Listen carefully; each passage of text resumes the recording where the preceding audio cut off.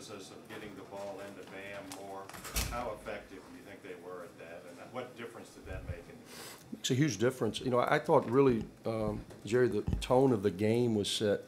You know, we had talked about it. I'd been pretty honest, in my opinion, in their speed in the open floor, and they were just running by us in transition early.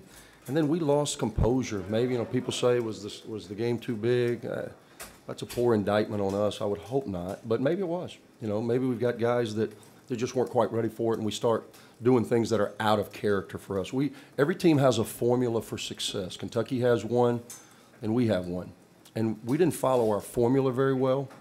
And as a result, you dig an early hole, and then you start playing desperate basketball, and that's too good of a team to have to play desperate against for a prolonged period of time.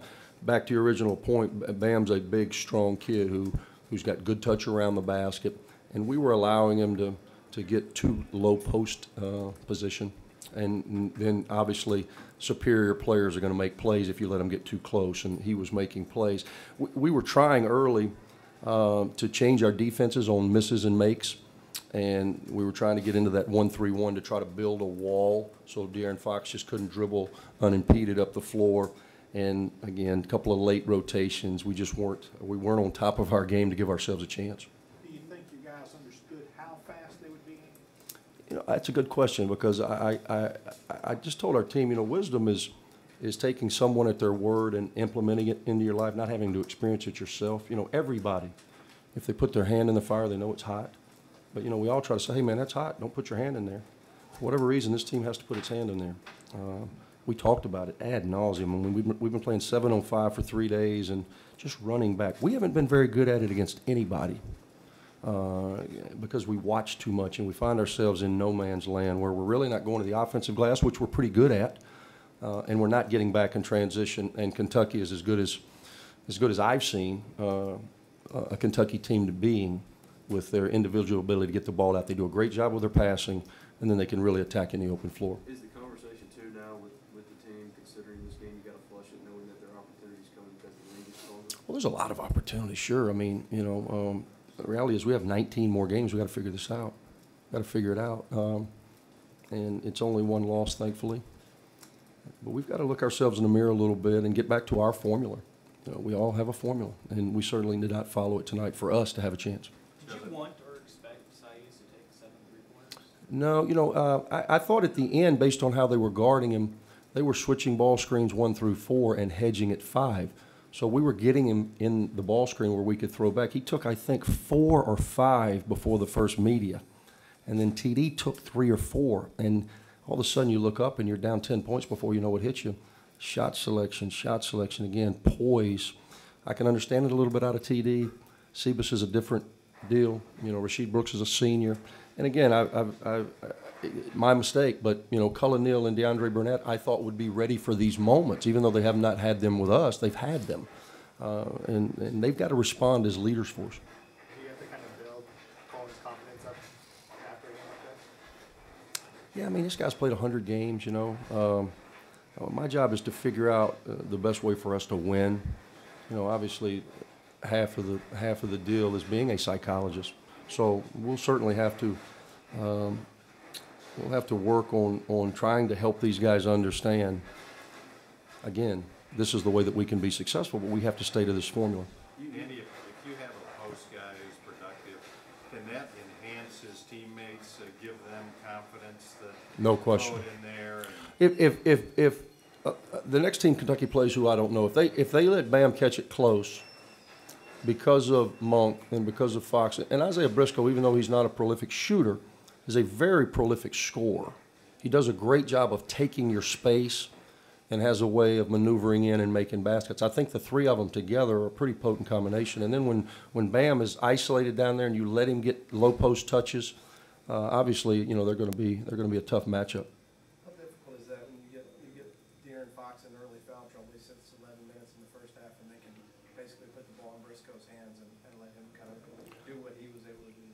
You know, that's the advantage of having really good players. You know, and they've got a lot of versatility, and I think they've certainly played a challenging schedule to this point, and they've been in some adverse circumstances, and they've responded. You know, I knew they would be hungry after the game against Louisville. And I thought really in preparation, I would have never really saw this coming, other than I know, again, we've got to stay true to who we are to give ourselves a chance, and we got out of that early. And then we were trying to play catch up, and, you know, we struggled to score the ball efficiently at all, especially from three, some odd minute last. But, you know, the reality is you got to make some tough shots. Malik Monk he makes 5 for 7, and they weren't all wide open. You know, he makes real shots, and we've got to have guys that can step up, make some plays, and, you know, slow the bleeding a little bit when it was getting away from us. You may have already kind of answered this, but did you learn anything about your team tonight? Yeah, you know, initially after watching it live, I'm pretty critical. You know, Hugh from I mean, I watch it, and coaches always see the things that go wrong. I'll go back and I'll digest the tape, and hopefully we can find some things that we can build upon. But I was just really, you know, we've got a mantra: energy, focus, and toughness. And you know, I didn't, for 2 days we did not talk about, hey man, we got a great opportunity, we got to beat Kentucky, we got to beat Kentucky, we got to beat Kentucky. We talked about controlling the things that we can, and making sure that your energy is greater than the man that you're looking at, making sure that your focus is locked in, and making sure toughness, and some of that's physical, because basketball's a physical game, and then more importantly, mental toughness. And I really thought we lost all 3 areas, and if you lose all 3 areas, you're certainly not going to beat Kentucky. Do you think not having another solid post player like Saiz kind of throws things off offensively? Well, we're certainly very dependent upon him, and people are doubling him. He had 6 turnovers tonight, but, you know, he works so hard in there. We've got to get him some help at the 4. Eustace is scoring a little bit better, but between him and KG, we've got to get more efficient at that 4 spot so that other teams can just not completely abandon them and double Cephas in the post. And then we've got to get our spacing right. Our point guard play was not up to par tonight. Again, it was a plethora of things.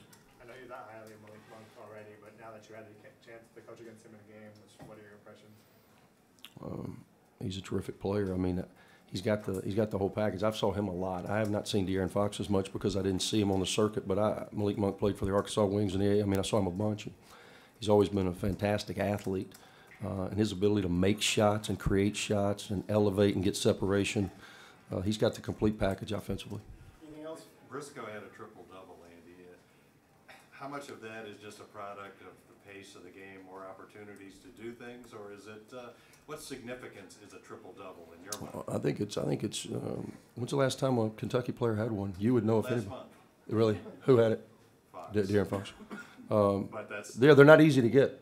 They're not easy to get because, you know, typically guys are going to be able to score, and he's always been a prolific scorer, as we talked about. But I think some of it was pace of play. There was a lot of stuff in the open floor, which allows a 6'2", 6'3" guard to get him. And he's a tenacious competitor. I know Cal wants him to take on that leadership role, and I think he certainly responded tonight. Last question. Andy, where does this Kentucky team potentially, where is it ranked? You know, I don't know. I tried to think about it leading into the game, you know, and I was Anthony Davis to me is still the best, you know, Kentucky player that I've had the misfortune, I suppose it depends upon your perspective, going against. Obviously, DeMarcus Cousins is an NBA All-Star. John Wall's an NBA All-Star. Eric Bledsoe's an NBA All-Star. They've had a lot of really good players. I think, you know, this team with its perimeter shooting, I know that's what everybody's talking about, but if Monk keeps shooting it like he does, you know, tonight, Derek Willis, I thought we got fortunate. He missed some open looks. Usually he'll make. I think the Mulder kid can make open shots. People are going to pack it in on him a little bit. But, you know, a lot of times, Rick, people will say, man, well, if you can just get back and stop De'Aaron Fox in the open floor, well, good luck with that. You know, of course, that makes a lot of sense.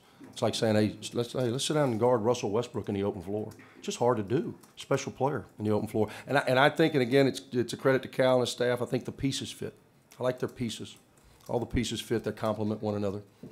Got a chance to have another special year. Thank you.